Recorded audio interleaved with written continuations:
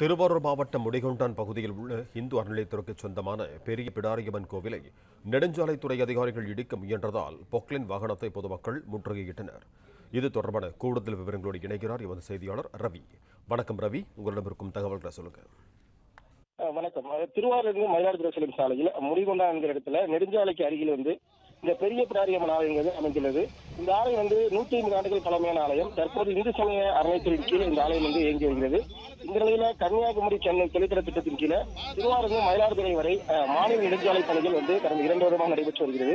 இந்த நிலையில நெடுஞ்சாலை ஓரத்தில் உள்ள இந்த கோவிலை இடிப்பதற்காக இன்று நெடுஞ்சாலைத்துறை அதிகாரிகள் அங்கு வருகை தந்தனர். முன்னதாக சுற்றுப்புற கிராமங்களைச் சேர்ந்த 100க்கும் மேற்பட்ட பொதுமக்கள் கோவிலை இடிக்க எதிர்ப்பு தெரிவித்து அப்பகுதியில் கூடியதாக பெரும் பரபரப்பு ஏற்பட்டது. இதன் காரணமாக 50க்கும் மேற்பட்ட போலீசார் திருவாரூர் சென்னை காவல் கண்காணிப்பாளர் மணிகண்டன் தலைமையில் அங்கு குவிக்கப்பட்டனர். இந்த நிலையில் கோவில் இடிப்பதற்காக ஜேசிபி வாகனத்தை பொதுமக்கள் மறித்து திருப்பி அனுப்பி வைத்தனர். மேலும் அங்கு நெடுஞ்சாலைத்துறை அதிகாரிகளுடன் பொதுமக்கள் தொடர்ந்து வாக்குவாதத்தில் ஈடுபட்டனர். மேலும் பேச்சுவார்த்தைக்கு வர மறுத்து அவர்கள் போலீசாருடன் வாக்குவாதத்தில் ஈடுபட்டதால் பெரும் பரபரப்பு ஏற்பட்டது.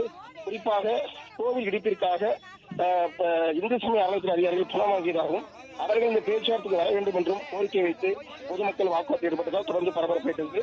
தொடர்ந்து நடந்த பேச்சுவார்த்தையில் அமைதி பேச்சுவார்த்தைக்கு பிறகு முடிவெடுக்கப்படும் என்று நெடுஞ்சாலைத்துறை அதிகாரிகள் தெரிவித்துள்ளனர். பிளே ஸ்டோர் மற்றும் ஆப் ஸ்டோரில் இருந்து பாலிமர் செயலியை QR கோடு மூலம் பதிவிறக்கம் செய்யுங்கள். செய்திகளை உடனுக்குடன் பெறுங்கள்.